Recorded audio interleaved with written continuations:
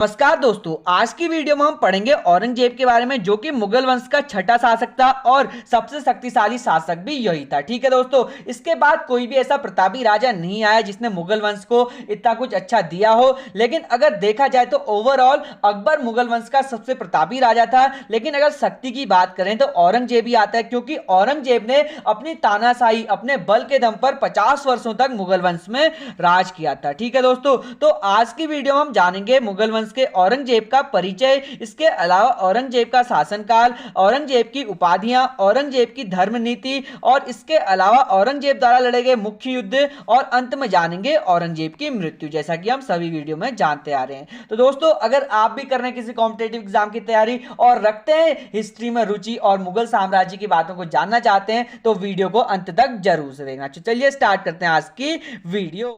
दोस्तों, सबसे पहले जानते हैं औरंगजेब के जन्म के बारे में। तो औरंगजेब का जो जन्म था वो हुआ था 14 अक्टूबर 1618 को दाहोद, गुजरात में। वहीं औरंगजेब का पूरा नाम था अब्दुल मुजफ्फर महमूद्दीन मोहम्मद औरंगजेब। उसके बाद औरंगजेब का शासनकाल जाने तो 1658 से 1707 ईस्वी तक 49 वर्षों तक इसने मुगल वंश पर राज किया था। और औरंगजेब के पिता और माता का नाम जाने तो मुमताज महल और शाहजहां औरंगजेब के माता पिता थे। ठीक है, यह हुआ औरंगजेब का इंट्रोडक्शन। अब बात करते हैं औरंगजेब के पदों की। तो औरंगजेब का जो पद था वो सन 1634 में औरंगजेब को दक्कन का सूबेदार नियुक्त किया गया शाहजहां द्वारा। पर कुछ समय बाद उसकी बहन की मृत्यु हो जाती है, तो वो आगरा नहीं आ पाता, तो जिस कारण शाहजहां को बहुत गुस्सा आता है और वो उसे दक्कन के सूबेदार से निरस्त कर देते हैं। इसके बाद जब शाहजहां का गुस्सा शांत होता है तो सन 1645 में औरंगजेब को फिर से गुजरात का सूबेदार नियुक्त कर लिया जाता है और यहां वो अच्छा कार्य करता है, तो जिस कारण सन 1653 में औरंगजेब को बदखशां उत्तरी अफगानिस्तान का सूबेदार भी बनाया जाता है। ठीक है दोस्तों, यह थे औरंगजेब के पद उसके इनिशियल डेज में। ठीक है, अब बात करते हैं औरंगजेब के राज्याभिषेक और उसकी उपाधि की। तो औरंगजेब का राज्याभिषेक 13 जून 1659 में शालीमार बाग में होता है और यह अपना राज्याभिषेक खुद करता है, क्योंकि वह अपने पिता को 1658 ईस्वी में ही बंदी बना चुका था और अपना गद्दी पर बैठ गया था। और इस दौरान औरंगजेब को आलमगीर यानी कि विश्व विजेता की उपाधि भी प्राप्त होती है। अगर आपसे पेपरों में पूछा जाता है कि औरंगजेब का राज्याभिषेक कब हुआ, तो 13 जून 1659 में इसका राज्याभिषेक खुद के द्वारा शालीमार बाग में किया गया। वहीं इसे आलमगीर विश्व विजेता की उपाधि भी प्राप्त हुई थी। ठीक है दोस्तों, कौन सी उपाधि प्राप्त हुई थी, तो विश्व विजेता की उपाधि प्राप्त हुई थी। अब जानते हैं औरंगजेब के परिवार के बारे में। तो औरंगजेब की 3 पत्नियां और उनसे 10 बच्चे हुए। वहीं उनके 5 पुत्र और 5 पुत्रियां थी और उनकी पत्नियों का जो नाम था वो था नवाब बाई, दिलरस बानू बेगम और औरंगाबादी महल। औरंगजेब की 3 पत्नियां और उनसे 10 बच्चे थे। वहीं उनकी पत्नियों के नाम निम्नलिखित हैं। इसके बाद जो औरंगजेब के बाद उनका उत्तराधिकारी बना तो उनका दूसरा पुत्र बहादुर शाह प्रथम यानी कि मुज्जम उनका जो उत्तराधिकारी बना। यानी कि औरंगजेब के बाद कौन बना, तो बहादुर शाह प्रथम यानी कि मुज्जम जिसका नाम था वो बना उत्तराधिकारी। ठीक है दोस्त, अब जानते हैं औरंगजेब की धार्मिक नीति। तो औरंगजेब एक कट्टर मुस्लिम शासक था तथा जिसने गैर मुस्लिमों पर कई नीतियां बनाई। वो चाहता था कि कुरान के अनुसार उसका शासन चले, जिस कारण उसने जो कुरान में लिखा था उसके अकॉर्डिंग ही शासन किया और जिसमें गैर मुस्लिमों पर उसने कई सारी नीतियां और कर लगाए थे। ठीक है, औरंगजेब की जो सबसे पहली नीति थी वो थी सती प्रथा पर रोक लगाना। तो सती प्रथा समाज की एक कुप्रथा थी जिसे औरंगजेब ने 1663 में औरंगजेब द्वारा इस कुप्रथा को बंद कराया गया। कब बंद कराया गया, 1663 ईस्वी में। इसके बाद औरंगजेब ने जजिया कर लागू किया। जजिया कर जो अकबर द्वारा बंद कर दिया गया था उसे औरंगजेब द्वारा फिर से शुरू किया गया। औरंगजेब ने 1665 में फिर से जजिया कर लागू किया, जिसमें गैर मुस्लिम यानी कि हिंदू, सिख, ईसाई, जैन, बौद्ध जो हैं उन्हें 2% की बजाय 5% कर लिया जाता था। ठीक है, जो मुस्लिम थे उनसे तो 2% कर लिया जाता था, पर जो गैर मुस्लिम थे उनसे 5% कर वसूल किया जाता था, जो कि औरंगजेब ने चलाया था। वहीं अकबर ने इसे बंद बंद कर दिया था। क्या था? जजिया कर। ठीक, औरंगजेब द्वारा झरोखा दर्शन और तुलादान को भी रोक दिया गया। औरंगजेब ने अपने शासनकाल के दौरान कई हिंदू विरोधी फैसले लिए। अपने शासनकाल में उसने 11 वर्ष का झरोखा दर्शन और 12वें वर्ष का तुलादान भी बंद कर दिया, जो कि अकबर द्वारा शुरू किया गया था। वहीं 1668 में उसने सभी हिंदू त्योहारों पर प्रतिबंध लगाया था। ठीक है दोस्तों, इसने सभी हिंदू त्योहारों को बंद करा दिया था। तो दोस्तों, जो झरोखा दर्शन था वो था फारसी लोगों का त्योहार, जो कि फारसी लोग मनाते थे। वहीं तुलादान जो था उसमें राजाओं को सोने चांदी और भी बहुत सारी जो चीजें होती हैं उनसे तोला जाता था। तो इसको जो बंद कराया था वो कराया था औरंगजेब ने। वहीं 16वीं सदी में इसे अकबर द्वारा शुरू किया गया था। और इसके बाद 1668 में औरंगजेब द्वारा सभी हिंदू त्योहार जैसे कि झरोखा दर्शन और क्या कहते हैं तुलादान है, ऐसे ही बहुत सारे त्योहार थे, उन पर बैन लगाया गया। और इसके अलावा औरंगजेब द्वारा जो कहा गया था कि अगर आप किसी भी धार्मिक स्थल पर जाते हैं गैर मुस्लिम लोग, तो वहां पर भी उनसे अधिक कर वसूल किया जाएगा। ठीक है, औरंगजेब की जो सबसे गलत धार्मिक नीति थी वो थी मंदिरों का विध्वंस। औरंगजेब ने सन 1669 में आदेश जारी किया कि सभी गैर मुस्लिम मंदिरों एवं शिक्षण संस्थानों को नष्ट किया जाए, जिसमें से सोमनाथ मंदिर, काशी विश्वनाथ मंदिर और केशव दत्त देव मंदिर जैसे कई मंदिर शामिल थे। तो जो मंदिरों को तोड़ने का कार्य किया गया वो औरंगजेब के कार्यकाल में किया गया और औरंगजेब ने कई मंदिर और शिक्षण संस्थान तोड़े। वहीं यह आदेश कब जारी हुआ? तो 1659 में यह आदेश जारी हुआ था। ठीक है, इस डेट को याद रखना। और सोमनाथ मंदिर को तोड़ने वाला कौन था? तो औरंगजेब था। ठीक है, और लूटने वाला कौन था? तो मोहम्मद गजनी था। ठीक है, यह इंपोर्टेंट पॉइंट हो जाते हैं। द्वारा किए गए कुछ निर्माण कार्य, औरंगजेब की स्थापत्य कला, यानी कि औरंगजेब ने भी अपने पिता की भांति बहुत सारी चीजें बनाई थी, जिसमें से औरंगजेब अपने पिता की भांति कई चीज बनाई हैं जो कि निम्नलिखित हैं। जिसमें से पहला है मोती मस्जिद। सन 1659 और 60 में अपने पिता शाहजहां के कहने पर उसने मोती मस्जिद का निर्माण करवाया था। ठीक है दोस्तों, अगर मोती मस्जिद किसने बनाया आएगा तो शाहजहां ही आएगा, और किसने बनवाया आएगा तो यह बनाया था औरंगजेब ने। और यह कहां स्थित है? तो मोती महल है दिल्ली में स्थित। ठीक है दोस्तों, मस्जिद के बाद औरंगजेब द्वारा बादशाही मस्जिद भी बनाएगी।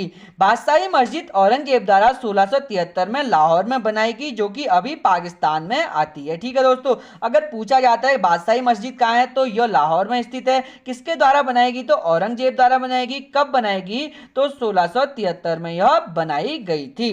इसके बाद औरंगजेब द्वारा बीबी का मकबरा भी बनाया गया। सन 1678 में अपनी पत्नी दिलरस बानो बेगम की स्मृति में औरंगजेब ने बीबी का मकबरा बनाया, जिसे द्वितीय ताजमहल या फूहड़ ताजमहल भी कहा जाता है, यानी कि नकली ताजमहल भी कहा जाता है, क्योंकि यह हुबहू ताजमहल की तरह दिखता था। अब ताजमहल तो शाहजहां ने बनाया, तो जिस कारण इसे नकली ताजमहल या द्वितीयक ताजमहल भी कहा जाता है। औरंगजेब के प्रमुख विद्रोह, तो औरंगजेब के युद्धों के बारे में तो शाहजहां वाली वीडियो में जान चुके हैं। अब जानते हैं विद्रोह के बारे में। तो औरंगजेब का प्रथम विद्रोह था जाटों के विरुद्ध। जाटों के विरुद्ध औरंगजेब ने 1669 में विद्रोह किया और जाटों का नेतृत्व यहां पर गोखला ने किया था। वह तिलपत का जमींदार था। ठीक है, तिलपत का जमींदार था गोखला। इसका परिणाम यह हुआ कि मुगल गवर्नर हसन अली द्वारा इस विद्रोह को दबा दिया गया। वहीं गोखला की 1670 में मृत्यु हो गई थी। ठीक है दोस्तों, जो जाटों का विद्रोह शुरू किया था वो गोखला ने किया था, जो कि तिलपत का जमींदार था। और यह विद्रोह हुआ 1669 में शुरू औरंगजेब के खिलाफ, क्योंकि यह औरंगजेब गैर मुस्लिमों पर बहुत कर लगाता था, जिस कारण यह कर भरना नहीं चाहते थे, तो जिस कारण उन्होंने अपना विद्रोह शुरू किया था। ठीक है, जाटों ने फिर से इसका विद्रोह किया औरंगजेब का, क्योंकि वो चाहते थे कि हमसे अधिक कर ना वसूला जाए। तो द्वितीय जाट विद्रोह का समय था 1685 और इसका नेतृत्व किया था राजा राम ने। ठीक है, वहीं राजा राम ने इसमें युद्ध नीति अपनाई थी, लूट मार युद्ध नीति अपनाई, जहां राजा ने सिकंदरा में स्थित अकबर के मकबरे को लूटा और अकबर की हड्डियों को लेकर जला दिया। ठीक है दोस्तों, क्योंकि जो मुसलमान होते हैं वो अधिकतर मुसलमान या बहुत सभी मुसलमान मान सकते हैं, वो अपने जो भी मरता है उन्हें गाड़ते हैं। लेकिन यहां पर जो राजा राम थे उन्होंने जो अकबर की गली हुई हड्डियां थी वो उठाई और उन्हें जला दिया। तो जिस कारण जो क्या कहते हैं औरंगजेब था उसे गुस्सा आया और उसने जो राजा राम था उसकी मृत्यु कर दी, उसे मार दिया। ठीक है दोस्तों, राजा राम की मृत्यु के बाद भी यह युद्ध समाप्त नहीं हुआ। तो यह विद्रोह 1688 में राजा राम की मृत्यु मृत्यु के बाद उसके भतीजे चूरामल ने जाटों का नेतृत्व की बागडोर संभाली और औरंगजेब की मृत्यु तक यह विद्रोह चलता रहा और अंत में उसने मथुरा के निकट भरतपुर नाम पर एक स्वतंत्र राज्य की स्थापना की। तो यह युद्ध शुरू किया था गोखला ने और उसके बाद इसका जो सबसे बढ़िया पार्ट रहा वो रहा राजा राम ने जो इस युद्ध की नेतृत्व लिया था। उसने लूटपाट की और अकबर की हड्डियों को निकालकर जला दिया, जो जिससे गुस्सा होकर औरंगजेब ने उसे मार डाला। लेकिन उसके बाद उसके भतीजे चूरामल ने इसका नेतृत्व किया और उसने यह युद्ध औरंगजेब के मरने तक चालू रखा और अंत में भरतपुर नाम की जगह पर उसने स्वतंत्र राज्य की स्थापना की थी। ठीक है, यह कहता है इसका इंपोर्टेंट पॉइंट। के बाद सिखों के विद्रोह को जानते हैं। तो औरंगजेब के खिलाफ सिखों का विद्रोह प्रत्यक्ष रूप से 1675 में सामने आया, यानी कि पहले भी इनका युद्ध होता था, पर जब गुरु तेग बहादुर को प्राण दंड दिया गया औरंगजेब द्वारा तो फिर से इन्होंने विद्रोह करना चालू किया। वहीं गुरु तेग बहादुर की मृत्यु के बाद गुरु गोविंद सिंह ने औरंगजेब के धर्मार्थ नीतियों पर लगातार विरोध किया। ठीक है, जो गुरु तेग बहादुर की मृत्यु थी उसके बाद इसकी बागडोर संभाली गुरु गोविंद सिंह ने, जिसने औरंगजेब की धर्मार्थ नीतियों का लगातार विरोध किया और इसे युद्ध में कन्वर्ट किया। ठीक है दोस्तों, वहीं यह युद्ध 1707 तक चला और औरंगजेब की मृत्यु के बाद यह युद्ध भी समाप्त हुआ। ठीक है दोस्तों, यह बहुत लंबे लंबे विद्रोह हुए हैं जो कि 10-10, 20-20 साल चले हैं और औरंगजेब की मृत्यु के बाद यह समाप्त हुआ था। ठीक है, औरंगजेब के खिलाफ विद्रोह हुआ वो हुआ राजपूत विद्रोह। राजपूत विद्रोह 1659 में महाराणा राज सिंह के नेतृत्व में हुआ। वहीं राजपूत विद्रोह में हिंदुओं पर जजिया कर लगाने के कारण हुआ था। तो राजपूत विद्रोह किस कारण हुआ था? तो जो हिंदुओं पर जजिया कर लगाया जाता था तो उस कारण राजपूत विद्रोह किया गया महाराणा राज सिंह द्वारा। ठीक है दोस्तों, वहीं यह विद्रोह 1709 में समाप्त हुआ जब बहादुर शाह ने अजीत सिंह को मारवाड़ का राणा घोषित किया। तो यह विद्रोह जो स्टार्ट हुआ था कब हुआ था? 1679 में यह स्टार्ट हुआ था। वहीं 1709 में यह बंद किया जब बहादुर शाह यानी कि औरंगजेब के पुत्र बहादुर शाह ने अजीत सिंह को मारवाड़ का राणा घोषित किया। ठीक है दोस्तों, वहीं यह युद्ध की जो मुख्य नीति थी यानी कि युद्ध किस लिए स्टार्ट हुआ था? तो जजिया कर के विरोध में यह स्टार्ट हुआ था। जानते हैं अकबर विद्रोह। तो मोहम्मद अकबर औरंगजेब का चौथा पुत्र था यानी कि फोर्थ पुत्र था। ठीक है दोस्तों, वहीं इसे मोहम्मद अकबर और अकबर द्वितीय नाम से भी जाना जाता है, जिसका जन्म 1653 में हुआ। वहीं मृत्यु हो गई थी 1704 में। ठीक है दोस्तों, वहीं यह उसने अपने पिता औरंगजेब के विरुद्ध सम्राट बनने की कोशिश के लिए युद्ध लड़ा था, जिसमें वह असफल हो गया था। ठीक है दोस्तों, जो मोहम्मद अकबर था उसने अपने पिता के खिलाफ युद्ध लड़ा था सम्राट बनने के लिए, जिसमें उसे क्या कहते हैं औरंगजेब ने हरा दिया था, जिस कारण यह युद्ध समाप्त हो गया था। जानते हैं औरंगजेब की दक्षिण भारत विजय। तो 1682 में औरंगजेब दक्षिण भारत गया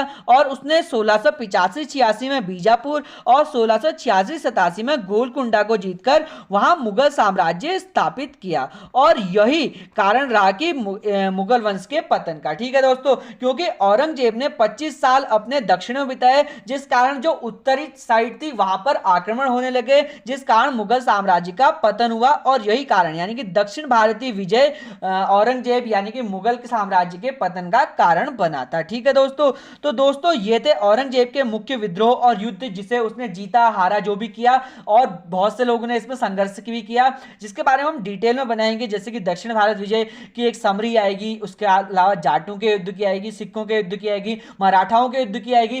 तो दोस्तों ये तो डीप मतलब शॉर्ट फॉर्म में था औरंगजेब का, लेकिन डीपली भी आने वाला है। ठीक है दोस्तों, अब जान लेते हैं औरंगजेब की मृत्यु के बारे में। जानते हैं आज का अंतिम टॉपिक औरंगजेब की मृत्यु। तो 3 मार्च 1707 में बुंदेला वीर छत्रसाल ने औरंगजेब को मार दिया, इस कारण औरंगजेब की मृत्यु हो गई थी। वहीं औरंगजेब का जो मकबरा था वो खुलदाबाद में उसके बेटे आजम शाह द्वारा बनाया गया था। ये होते हैं इसके इंपोर्टेंट टॉपिक। तो दोस्तों आज हमने जाना औरंगजेब के जन्म से उसकी मृत्यु तक का सफर। तो आपको वीडियो कैसा लगा कमेंट करके जरूर से बताना। ऐसी मोर इंटरेस्टिंग वीडियो के लिए सब्सक्राइब बटन जरूर से हिट करना। मैं मिलता हूं आपसे एक नई स्टोरी लेकर। बहुत बहुत धन्यवाद।